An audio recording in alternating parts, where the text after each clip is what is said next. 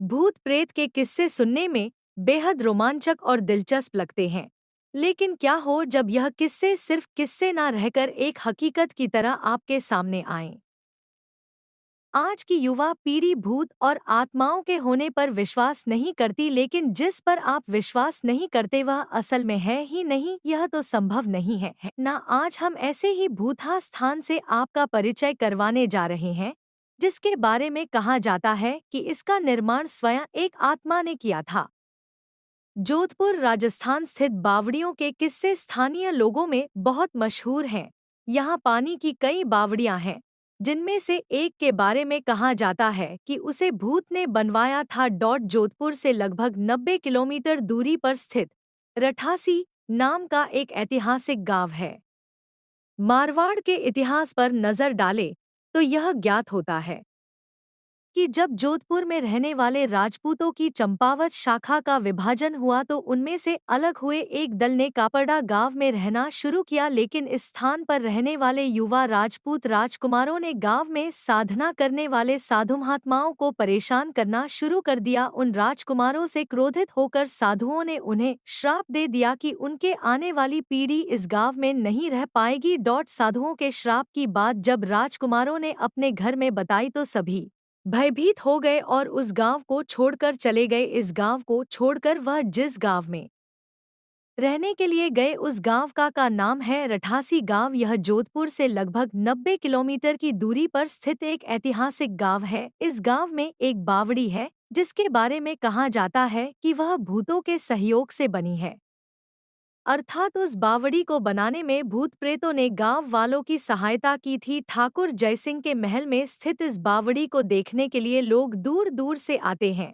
इस बावड़ी के विषय में यह कहानी प्रचलित है कि एक बार जब ठाकुर जयसिंह घोड़े पर सवार होकर जोधपुर से रठासी गांव की ओर जा रहे थे, तब रास्ते में ठाकुर साहब का घोड़ा उनके साथ साथ चलने वाले सेवकों से पीछे छूट गया और इतने में रात हो गई। राजा का घोड़ा काफी थक चुका था और उसे बहुत प्यास लगी थी। रास्ते में एक तालाब को देखकर ठाकुर जयसिंह अपने घोड़े को पानी पिलाने के लिए ले गए।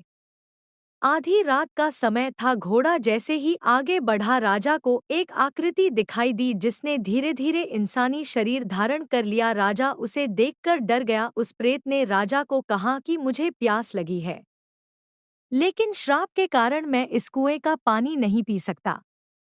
राजा ने उस प्रेत को पानी पिलाया और राजा की दयालुता देखकर प्रेत ने उसे कहा कि वह जो भी मांगेगा वह उसे पूरी कर देगा। राजा ने प्रेत को कहा कि वह उसके महल में एक बावड़ी का निर्माण करे और उसके राज्य को सुंदर बना दे।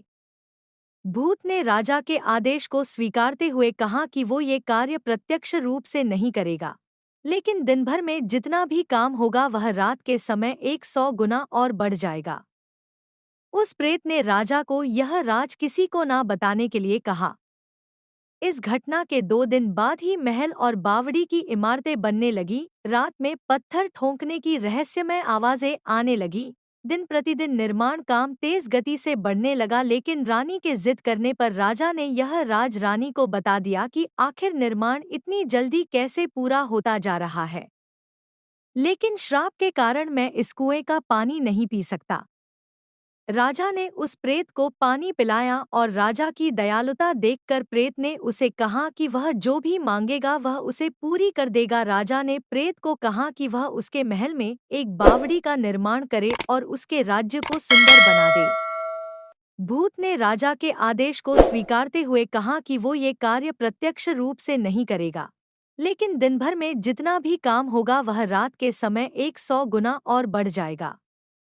उस प्रेत ने राजा को यह राज किसी को ना बताने के लिए कहा। इस घटना के 2 दिन बाद ही महल और बावड़ी की इमारतें बनने लगी। रात में पत्थर ठोंकने की रहस्यमय आवाजें आने लगी। दिन प्रतिदिन निर्माण काम तेज गति से बढ़ने लगा, लेकिन रानी के जिद करने पर राजा ने यह राज रानी को बता दिया कि आखिर निर्माण इतनी जल्दी कैसे पूरा होता जा रहा है। राजा ने जैसे ही यह राज रानी को बताया, सारा काम वहीं रुक गया। बावड़ी भी ज्यों की त्यों ही रह गई। इस घटना के बाद किसी ने भी उस बावड़ी को बनाने की कोशिश नहीं की। तो दोस्तों, आपको यह कहानी अच्छी लगी हो तो इस चैनल को सब्सक्राइब जरूर कर लीजिए। बहुत मेहनत लगता है बनाने में। आपको हम ऐसे ही हर रोज नई नई कहानियाँ इस चैनल पर सुनते रहूंगा। धन्यवाद।